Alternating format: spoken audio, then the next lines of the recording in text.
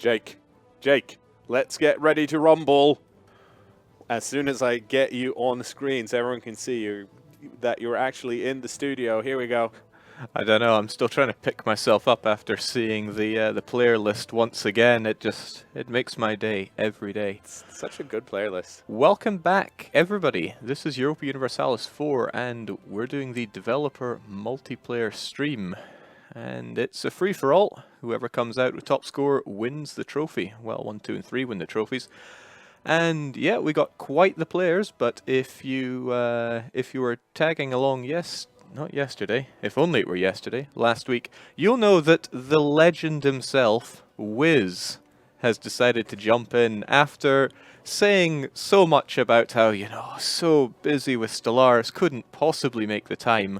Well, as soon as he saw all the fun going on with the Dev MP, he just couldn't stay away, and what really tipped the scale was him jumping in to help Bjorn down with Kuba. Now, sadly, Bjorn is away. I can't remember if he's vabbing or sick himself, but we'll see if Luba can survive themselves for this one session until he comes back. Otherwise, he does always have the option of jumping into Kuba and taking over from there. Let's not give the spotlight to them too much at the moment. In terms of substitutions, we also have Tibetanska Temple Tofla taking over our Songhai player, whilst the Songhai player is away, I think, on vacation for a wee bit. We're just making sure that they're not left out. Our Castile player is also absent, but they're just going to be protected here. So with that established, we're just waiting for everyone to be in, everyone to be readied up, and we can get going. Yeah, I got some multi-computer drifting going on here so that I can keep track, and it looks like we're about to get going, so let the games recommence. I want to do a little shout out for the letter Z here, aka Zeke. You'll have seen him on some of our other streams, I'm sure. And, well, as you could see from the glance there, things are not looking too good for Sweden. They had an independence war, and let's just say they didn't get independent. They had overlooked Muscovy not joining in with all of this, and so all that happened was that the Danes beat the Swedes black and blue, especially blue, and they remain a subject, but far more partitioned than they ever were before. So I'm just waiting for all players to connect, and we can resume this. And we'll get in, we'll have a bit of a rundown with how all of our nations have done. There we go. But I think we should start off with Sweden. Incidentally, they are tag number 1 in the game, just in terms of game's internal listings. Sweden number 1, of course, although maybe not in this session. Sweden have a lot to fight back for, but I've been assured that they are going to make it. They've got all these cores to reclaim, but it seems that they have a good arrangement with Muscovy. So we could be seeing the Grand Alliance in the north, Sweden and Muscovy. Sweden brings the discipline, Muscovy brings the manpower, and perhaps they can take down the Polish-Lithuanian beast. Well, best of luck to them, but they're going to have to orchestrate better than they did before, because last time just saw the rise of Denmark. And the letter Z is a proud man.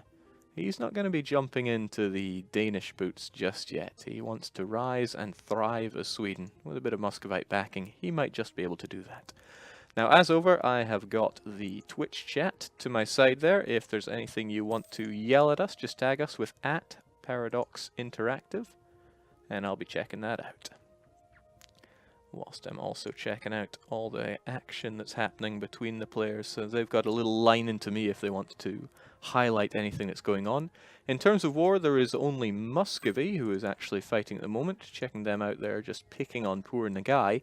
I also want to take a little moment to highlight the Golden Horde here. Golden Horde is quite possibly my favourite country in the entire game. And seeing the AI utterly destroy everything around them, it almost brings a tear to my eye. Not only have they expanded and grown, they've subjugated Odiev and Circassia, and I believe even forced Circassia to become Sunni. Now that's just beautiful. It's a shame because Muscovy is more than likely just going to destroy them, but Golden Horde have set up some alliances just in case. Goodness me, AI, you are doing quite the job there. Yeah, we have the comments flooding in the chat, so I'm going to try to see what's going on there, just like D-Note saying banana. Thanks for the great input there. Who do I want to see do well? Well, I really admire tenacity. And probably one of the most tenacious players we have is Wiz, who's jumped into Ethiopia, but that would feel like cheating, rooting for him, because things will go well.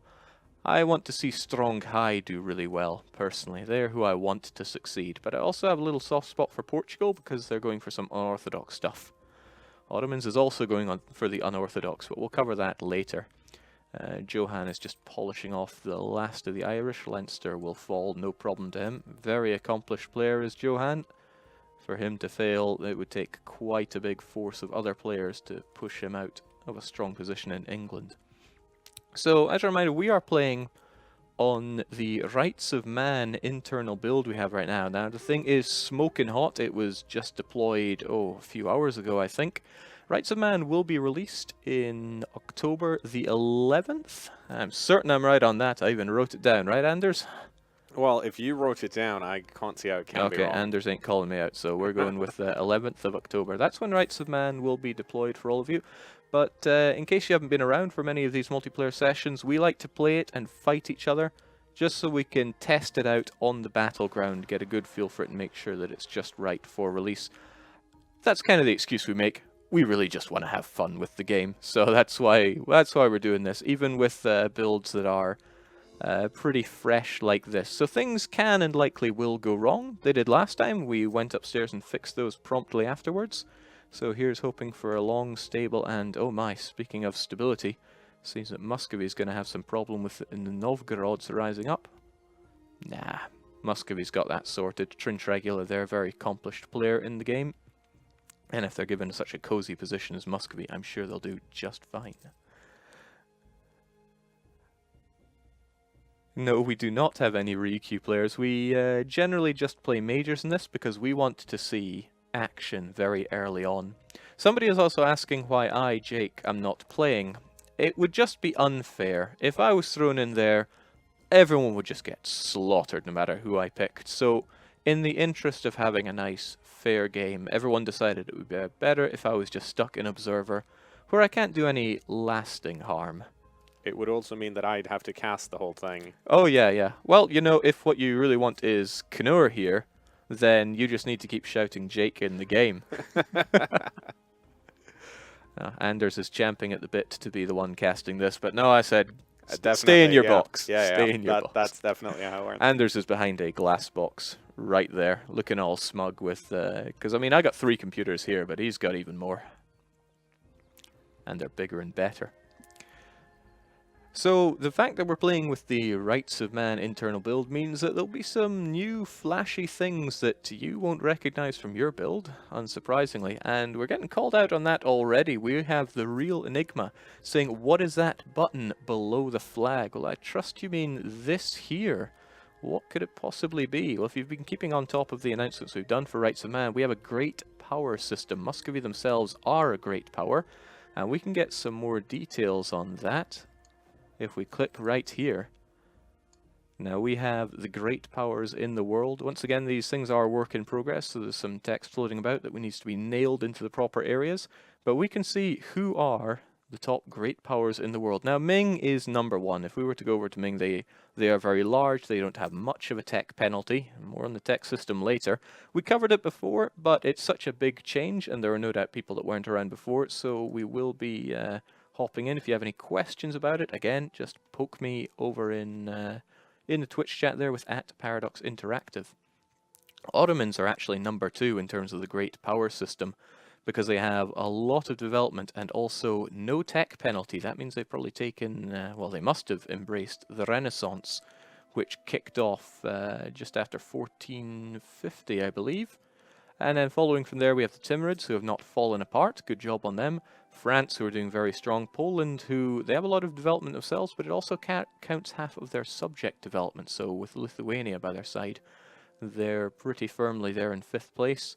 Muscovy, Castile, and England taking 6th, 7th, 8th. So what does that mean for them? Well, we are Muscovy right now, so let's go and look over at some other nation. I don't know, Crimea, why not? We have, scrolling down here, some extra powers because we're a great power. The great power actions. So, what could we do? We could take on their debt, because, yeah, Crimea does appear to be going on in debt. We could influence them, or we could intervene in their war. It depends on what the war is. It would have to include some great powers, which I rather think this one does not. But we'll have more information on that. They'll be there in the dev diaries, but we will certainly be covering them in future feature streams as well, like we had last week. So as I expected, there are questions coming in from the chat. People are asking about Renaissance spawning in Ming. The Renaissance is going to spawn in Italy. That is a sure thing. You can, of course, mod it to spawn wherever you want. The whole new institution system is completely moddable. Let's get a view of the world that all of our players can see. But even once it has spawned in Italy, you could have your own little Renaissance popping up in Ming, since it is also tied into the developing feature. So you might want to develop up a province to become a thriving area of Renaissance yourself, and then it can spread from here. So you would have a Renaissance spreading from here and here. Same for all the other institutions. Other than Renaissance, most of them are pretty lax on where they can spawn, as long as you fulfill certain criteria. So, for example, if you are Ming, and you decide that, you know, inward perfection isn't quite for you, there must be something out there, and then you decide that you want to go and settle Alaska or whatever over in the New World, then you could be where colonialism as an institution spawns. And then all those Europeans, well, they're going to have to wait for it to spread over to them or grow it themselves. And it's spreading all the way across the old world could take quite a bit of time. Got to keep a close eye on how our players are doing, since they are the stars of this show. This shows all the area that the Ottomans have explored. Now, the Ottoman player, goooooo 4% himself, has decided that he wants to go colonial, and if you've been checking on the forum posts, he has decided that his clients in Africa are all under his protection. So should any of the Christian menaces of Europe decide to extend their fingers of influence down into Africa, then they will have to answer to Mehmet himself. Mehmet's still going strong at 40. He breaks all the rules by spawning into the game as a leader at 12 years old. He's quite the impressive guy. 556, one of the greatest rulers to start the game. I think only Skandenberg himself slaps him down. Now, I wanted to have a quick look over at Ethiopia, because it's quite the disadvantage when you spawn into the game one session later. And Wiz is going to be feeling that. Still, he is, although he has been on Stellar for quite some time, he'll know all the tips and tricks for Europa on the back of his hand.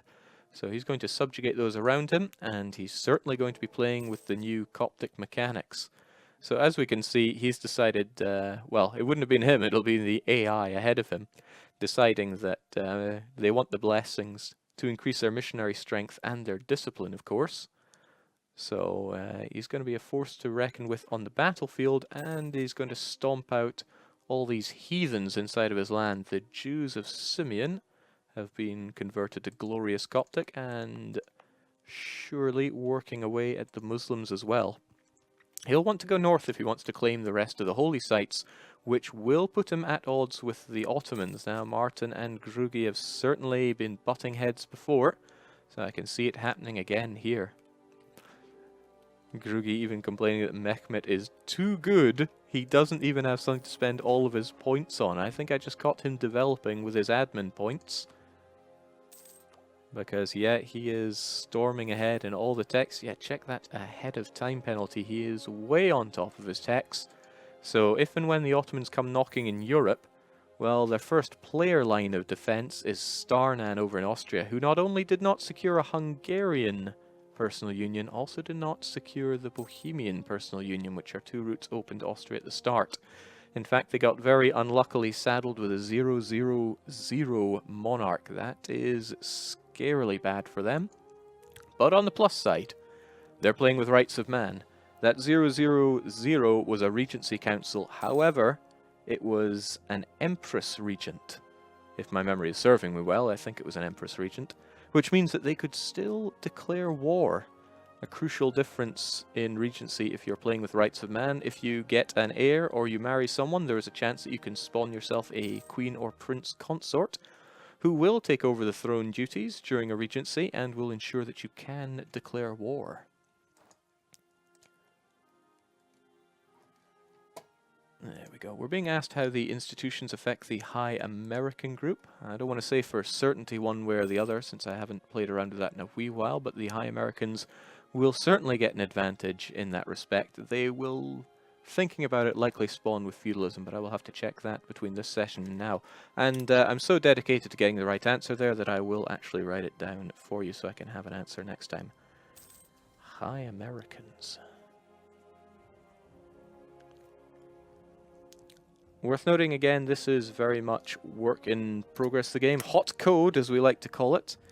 But we're not afraid of showing it off, even if there are still things that change between now and release. And let's be honest, we do just want to have fun fighting for supremacy here. Now, our player in Strong High, trying to establish themselves by eating up the fetishists around them. They probably don't plan to switch over to fetishist. Our only fetishist nation that was playing was Bjorn down in Luba, but unfortunately he got Kubad and he probably won't have a country to come back to. If I hop myself over to Congo, well, never say never, Luba is in a war that they're winning. In fact, it is a Luban reconquest, so the AI could quite possibly be doing superior to Bjorn himself. Oh man, I hope he isn't watching, because he might just feel bad at seeing that. Now, who am I kidding? This is Bjorn. He'll be like, oh, excellent, less work. I do want to keep my eye on Sweden. Their truce with Denmark is ending before too long, and as long as they get and keep the backing from Muscovy, Muscovy and Sweden together could utterly crush Denmark. I'm saying that, but Sweden is actually behind in military tech. And these early military technologies, they matter a lot. They matter a heck of a lot. I'm seeing it in the chat now. Luba will rise, and AI, apparently worse than Bjornby. Well, I will direct that to him. I just got confirmation from our scripting guru that yes, the High Americans do start with feudalism. And that is a pretty big bonus over the others. So, at the start of the game, when only feudalism is the unlocked institution, non-tribals start with no tech penalty at all, from Ming to Munster. Wow, that was pretty good. I was trying to think of European nations starting with M. No tech penalty unless you're tribal, and if you are, that's a 50% penalty. So, over in the New World, where you're not really going to see feudalism until people reform, you're always going to have that 50% bonus over the others since you are the High Americans, and that's going to work a lot to your favour. Of course, how are we looking institution-wise in the world right now? I'm just going to flip over to France and go and open up their institution map mode. Of course, feudalism has been growing quite a bit. The Golden Horde, sadly, has not yet embraced it. It's growing in their provinces, and they probably could embrace it right now, but it would be very expensive. I actually want to check exactly how in a wee moment. But the Renaissance itself, now bearing in mind, this is where the Renaissance spawned, right down in Cremona. Lucky for Venice, since that's a nice little boost for them. So as we can see, it has grown through here, stalling a bit going up through Germany. Ulm, of course, sees the light, and now we just saw that Memmingen, and unless my eyes are playing tricks on me, Salzburg have decided to see the light as well. France decided they want to embrace it pretty quickly, spreading down through Aragon, but it has not yet hit Iberia. It has managed to spread all the way through the Ottomans. The Ottomans got it about this far and then embraced it, which spread it across the entire country. So this is where the Renaissance has grown throughout Europe. We can be pretty safe in assuming that it hasn't spread into the rest of the known world. And colonialism isn't going to pop until at least 1500, so that's not something we have to worry about whatsoever. I want to look at the Golden Horde though, because I'm telling you, I am so impressed with this Golden Horde. So looking at it, if they wanted to embrace feudalism, it would cost them 199 ducats right now, but it would lower their tech penalty by 50%. So they're going to want to save up a bit of money, or who am I kidding? This is a horde. They will want to go and pillage that money out of somebody else, or allow it to spread further so that they can get it for cheaper. The Renaissance it hasn't really caught on in any of their provinces, but it will around the Crimean region, since thanks for them, and this could well be a good reason to keep Genoa alive in your area, since if they embrace these institutions, it's going to appear in Azov and spread to you from there. So a bit of incentive to keep these, I was going to say Europeans, but the Golden Horde is European. We'll keep these Western Europeans around for you. Daniel wanted to point out that was Daniel, right? Saying that he was very old. I might have been mistaken there. Golden Horde AI on a rampage. They've decided that Karakyunlu must go down in addition to Georgia. Now, I did see somebody asking about Muscovy's army composition. We can have a look at that. 16-4, 16-4. And then a wild card of 5 units over here. Personally, I would go with a bit more cavalry since you are the Easterners, but we shall see for that. It looks like they're getting into position to go and smash down on the Danish. The Swedish-Russian alliance, quite possibly going to be a big thing in this game. The letter Z still enjoying a tech penalty compared to Denmark. They're not even close to getting the Arquebus. And it's the Swedes that are meant to bring the quality here. It's Muscovy that are out-teching them, but give Sweden time, okay? The letter Z did come to me before this and say, just you wait. I want my highlight when I bring it all back. It seems that England is supporting their independence here. Sweden and England, I don't think this will really play into England's benefit that much, but England is all about not having, or rather they want to maintain the status quo on the mainland because it'll allow them to get big and strong themselves, so no doubt they want Sweden to get back up and on the show to go and smack down the other powers, but also it's a bit of a favour. Let's say it comes down to it and England and France are at war and Sweden has all this iron that they really want to contribute by way of firearms to one side. Sweden will remember who supported my independence. Wasn't the other blue country, it was England. So this kind of stuff could well play to England's advantage. Plus, England are not exactly busy right now. They could happily sail over their navy, crush the Danish navy, and then that would give quite a bit of an advantage for the Swedes here. They might land a troop or two just to help out. Not so much that they leave themselves open to attack from Burgundy and France, though. That would be a little dangerous, although maybe they wish to live dangerously. I'm being asked, what is the number below the buttons like detach mercenary in the army screen? Let's have a click to see what they mean. Aha, okay, I see what you're getting at here. I've been staring at this game for so many hundreds of hours that sometimes I don't remember what has been changed and what is not. So you may see something here.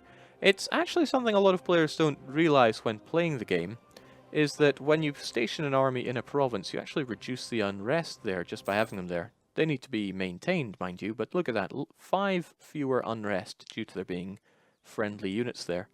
And it's just, there was space there, and we decided, how about very quickly you can see the unrest. So you know there's like 3 unrest over in Kostroma. So let's march our army in there and give it some tough love. Little quality of life feature, decided in it goes, and it will be there on the release of 1.18. The Prussia patch.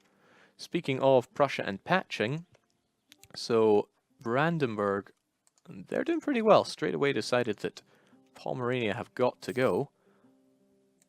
Now, in addition to that, they got an alliance with both Poland and Austria. I think Brandenburg, despite being in AI hands, is going to be quite the powerhouse around here. It's always good to have AI allies in these multiplayer games. Don't knock them just because they're AIs. I have seen them work miracles, such as when Wiz in a previous game decided to ally a lot of miners, including Savoy, and each of these miners would bring like 5,000 to 12,000 people to the party. That really helps in some of these large wars. We're also being asked how institutions affect unit types. Your unit types will be drawn from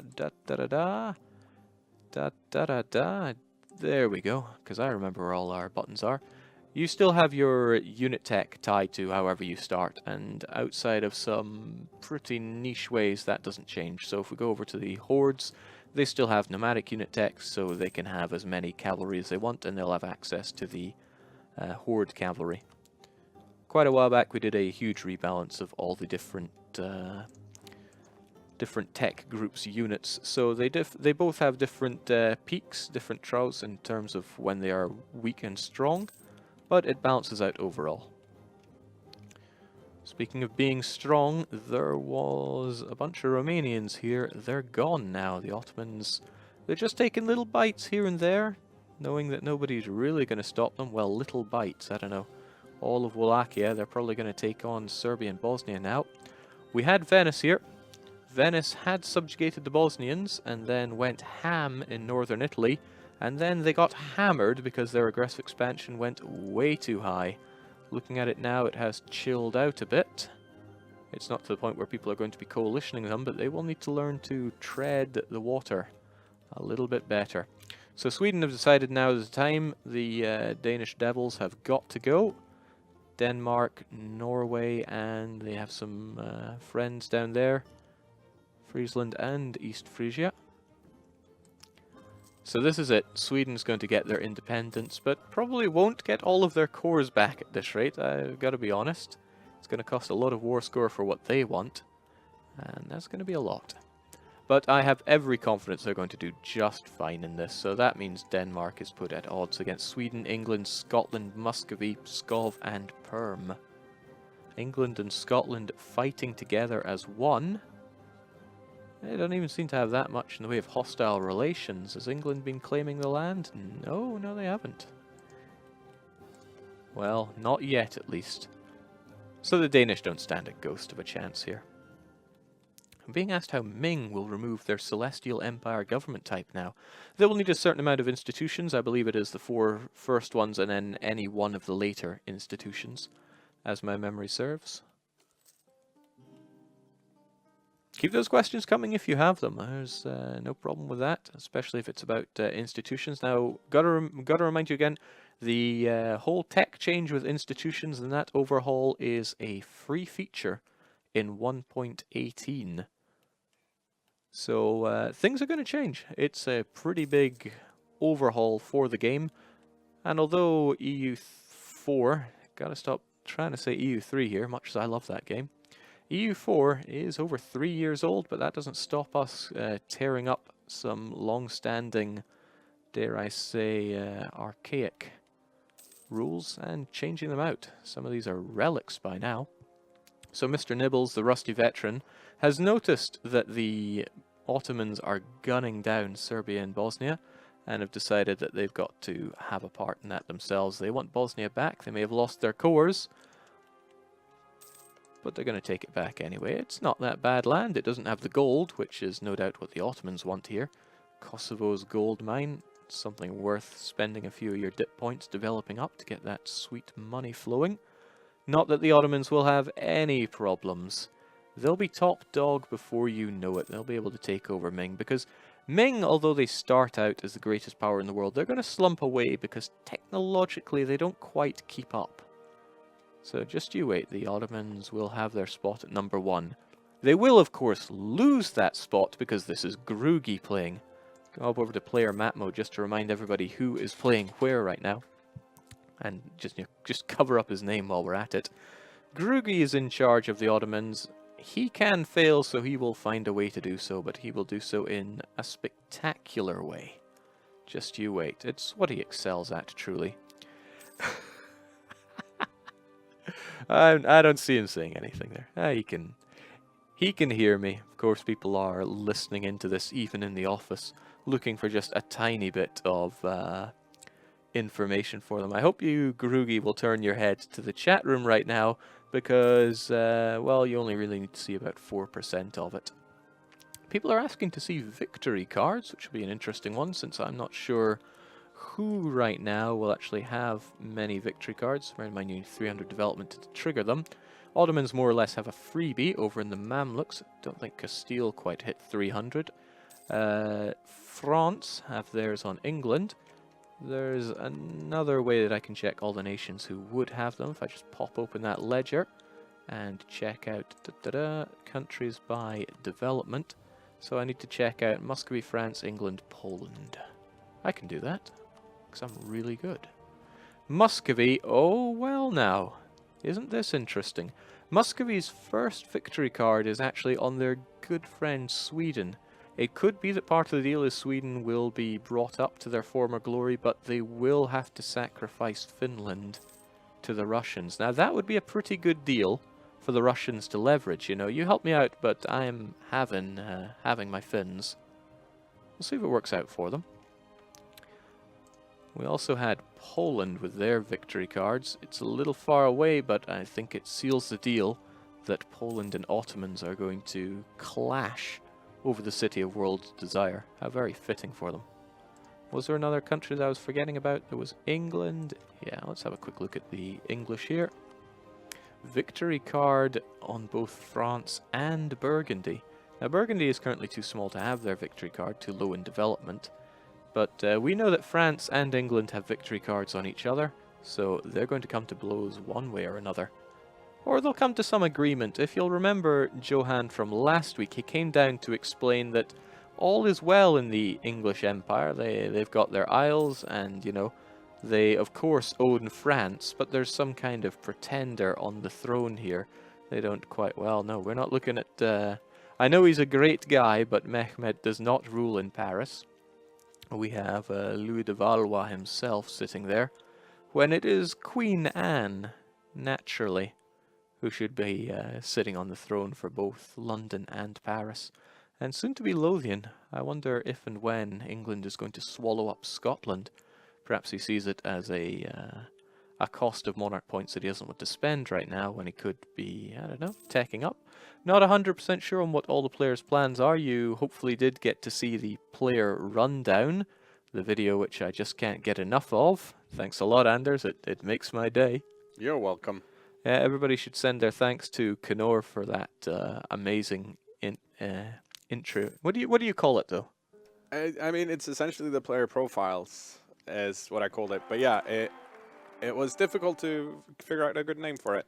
But it's inspiring. It really is. Yeah, we're just missing Wiz and possibly one more player. Otherwise, yeah, people have been bouncing around asking for Wiz to be in there, so we'll see. He should show off his secret tactics. Some of them were great. Like, tactic, be nice. Secret tactic, don't be nice. I believe that was one for our Austrian player who has had a run of particularly bad luck.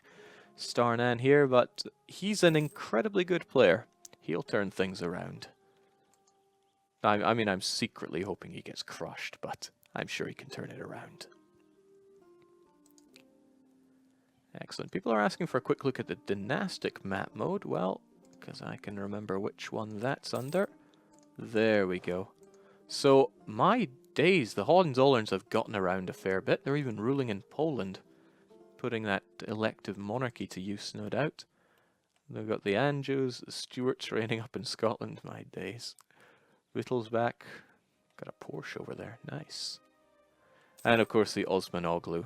I wonder if they will try to paint their seed across the world. Trastamara, of course, ruling across Iberia and into Naples, since Castile did not have the bad luck that the von Habsburgs got. No, Castile was able to secure their personal unions easy peasy.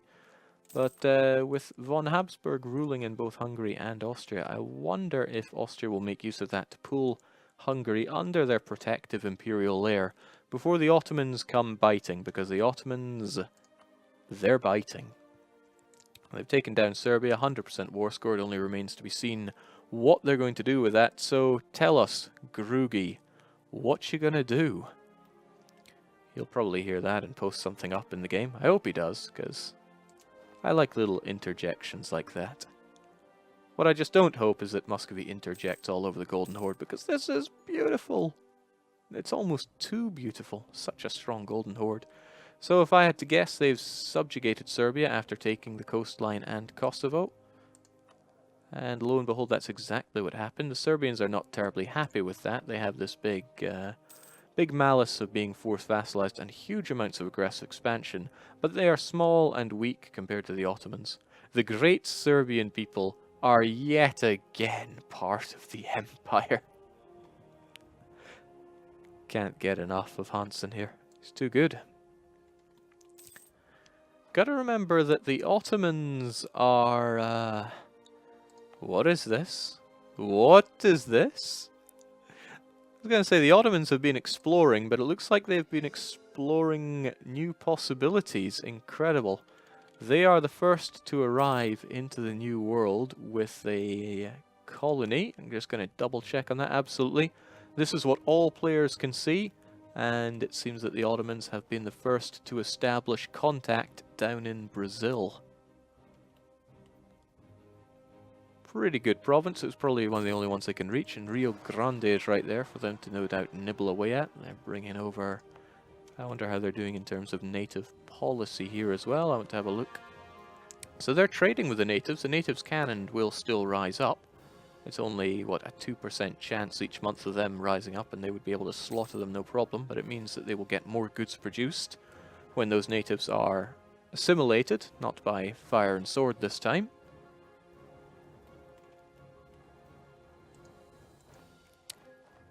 This is something, however. So the Poles are gunning down the Russians here. Or is it the other way around? Let's have a look here. So the war of Polish aggression. No CB is, of course, the best CB. Probably trying to strike whilst the Muscovites are helping out the Swedes here. I'll be honest, though, it doesn't look too hot for the Poles here. They don't have quite enough to bring to the party. The Russians can click their fingers and bring as many troops as they see fit here. Poland actually looming with a disaster. They've probably been begging the nobility for a lot of help. And looking at it from the Muscovite side, they have the men, they have the support. Poland tried to go in too fast. They could not secure Moskva. A very highly developed Moskva at that. I also want to check out tech differences here. Muscovy has superior military tech, and that Tech 7 is something Poland is only going to wish they had. And even if they have it, oh, they are nowhere near it. In fact, they've only just gotten 6 themselves. This is very bad news for Poland. It's their war of aggression. It has destabilized them. I want to make sure that's the case. Polish aggression. And looking at it, we've got 30, 40, 50 odd thousand on their side, but the Muscovites, bearing in mind they have the Swedes on their side for all that that's worth, they are gloating far superior numbers here. But then it's early days. I'm not seeing loads of loans taken out by either side here. The Polish just need to regroup and pick off the Muscovites where they're at their weakest. Mind you, that lack of tech is dangerous. Artillery fire and artillery shock, who cares that much at this level, but those tactics, 2.5 tactics, huge difference. But the condottieri from the Ottomans are on their way. They must have come to some kind of agreement that the Ottomans wish to help out the Poles. They'll head north with their on-par technology, and Idea Group, well, they've gone offensive, which can really help. The Russians have not taken a single idea, so it's not that they're going to fight all that much better on the battlefield. So because it was a fort, it looks like the Russians are going to be taking the penalty here. Either that or they marched in. I didn't quite catch the start here, but it's not enough. That difference in tactics for the Lithuanian and the Polish troops is just too much. And the Russians put them in their place. Yet another victory for them. However, up come the Ottomans. The Ottomans are not to be sneered at, even though their general kind of blows. So I think that Polotsk is going to fall. I know that's not how it's pronounced, but I know no better. Getting a quick check to see how the war situation is for others. It's just Burgundy at war with Denmark, Norway, same with the English. Strongkai will do just fine. I don't think they're going to have any problems with Benin, but Polish, Lithuania, and Moldavia, just how well can they take on Muscovy? And also, anybody that sends their condottieri to help either side is kind of staking their side here. So if the Ottomans are helping out the Poles right now, if and when Russia wins all this, and Genghis Perm won't be the one winning here, Perm just collapsed. I wonder if it was Pretenders. Looks like Pretenders, because they just got a new terrible ruler over in Perm. If and when Muscovy comes out on top here, they're going to remember the Ottomans as being those guys that decided to fight against us. So we have our Poles, our Lithuanians, and potentially the Ottomans. They're just kind of watching right now, thinking, boy, this is lucrative. They should be getting in there, though. They're just running away.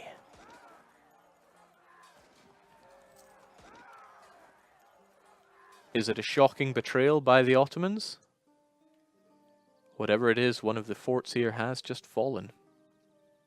We're being asked for a Luba update. I can agree that we could get a quick check out there. I'm just going to get myself down south. Luba is rising. Luba is re-rising. They've gotten their cores back and then some. Good established friendship with Congo and Cuba. And it is the session of the Lubans. Okay, wanted to quickly check them out before we go back to Poland. So far it's all coming up Millhouse for the Muscovites, but they haven't pushed in very far, at least not yet. Luba has risen, thanks AI. Just also checking to see if we have any updates from our folk that are actually playing, since they have a little line into me, but they're just telling me to, or rather shouting at me, look at Russia. So, don't know what Poland's game plan was here, but it has failed. Out of tech, reasonable number of units, although they are keeping them all bunched up, and that manpower is just about gone.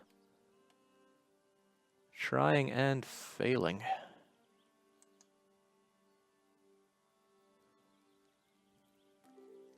Then again, we have the other fort here, so again, they charge in.